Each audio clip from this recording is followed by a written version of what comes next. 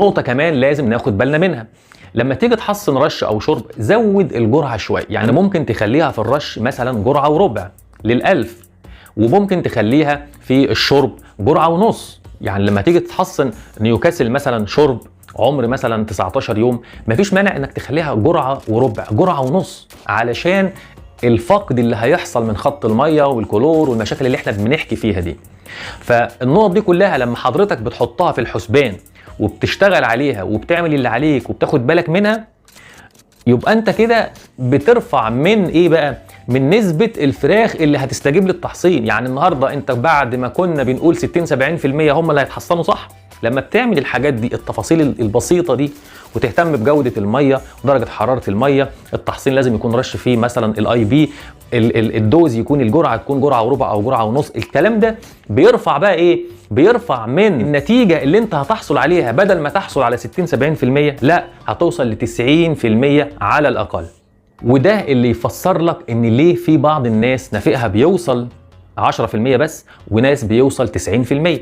يبقى الفكرة هنا ان اللي بيشتغل صح يوم ما هيجيله الفيروس هينفق 10%. وعلى فكرة لو كان الفيروس النيوكاسل بالذات، تقدر ان انت لو دخلت العنبر وشميت ريحة النيوكاسل تقدر تحصن تحصين اضطراري رش النافق ما يزيدش عن 3-4%. ومع انه فيروس نيوكاسل والقطيع فيه نيوكاسل، والنافق اللي هيطلع يعني مش هيكون عالي، لكن فيه اعراض النيوكاسل. لكن علشان انت شميت النيوكاسل، ان انت مربي بقالك سنين بتربي، لازم تشم ريحة النيوكاسل. لو ما خدتش بالك من النيوكاسل قبل ما ينتشر في القطيع، النافق ممكن يوصل اكتر من 30%. لكن لو انت بسرعة عملت كنترول ورشيت اول ما الفيروس يشتغل، صدقني عن تجربة مش هيزيد النافع عن 5%. طب العلاج ايه يا دكتور سامح؟ عايزين نعرف العلاج المناسب في حالة الاي بي والنيوكاسل وباقي الفيروسات. العلاج بسرعة علشان ما اطولش على وقت حضراتكم، لو كان المشكلة عندك في الفراخ اي بي، اعمل حسابك الاي بي زيه زي الكورونا في الانسان، هو نفس العيلة نفسها اسمها الكورونا برضه. اذا العلاج انبوبة الاكسجين. لما حصل والناس جالها كورونا، كان العلاج الصحيح والسليم والخناق كله كان ضرب النار كله على ايه؟ على انبوبة الاكسجين. يبقى انت هتزود التهوية. يعني كل ما هتزود التهوية في حالة فيروس الاي بي، كل ما هتقلل النافق شوية.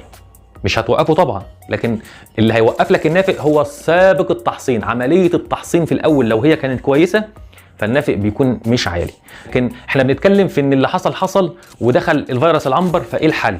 الحل ان انت تقلل النافق شوية من خلال زيادة التهوية. ممكن طبعا ان الاي بي في منه عتره كلويه وعتره تنفسيه، فانت هتاخد الموضوع من النص، امسك العصايه من النص. يعني برضه هتقلل نسبه البروتين عشان الكليه، اعتبره برضه اي بي كلوي، فاشتغل برضه على الغسيل الكلوي ويحط دشيشه او جيب علف ناهي ودشه. المهم ان انت تقلل نسبه البروتين، علشان لو كان اي بي كلوي وتحط غسيل كلوي وعسل اسود ودشيشه، في ناس بتحط دشيشه مفيش مانع في الحالات اللي زي دي.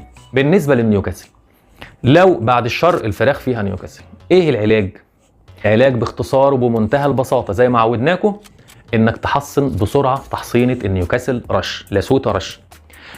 اصلا كان المفروض انك تحصن كويس من الاول، هو ده العلاج. لكن خلاص قدر الله ما شاء فعل والفراخ جالها، لازم تكون بتشم النيوكاسل. زي ما قلت لك النيوكاسل ده بيتشم كده. بيتشم ازاي؟ يعني العلف بيقل، الفراخ مثلا بتلاقيها باركه كده، الفرخ بارك على بطنه كده وبيرتعش وبيضرب راسه في الارض كده، تحس ان في كهرباء في جسمه كده. لازم يبقى انت عارف انت الميه والاكل والمناعه والحيوي، الحاجات دي بتتشم كده، بتتعرف. طبعا التشريح مع اول يوم نافق بتشرح وبتشوف الاعراض التشريحيه جوه الفرخ. لكن بسرعه اول ما تشك ان هو نيوكاسل، تحصن رش علشان تحمي فراخك من ان النافق ما يزيدش عن 5%. لو نجحت انك تشخص في الاول صح، صدقني هتريح بالك والنافق مش هيزيد منك. بصراحه يا جماعه، اليوم اللي هيتاخر فيه التشخيص في النيوكاسل، يعني اليوم الواحد بيفرق معاه 5-10% نافق.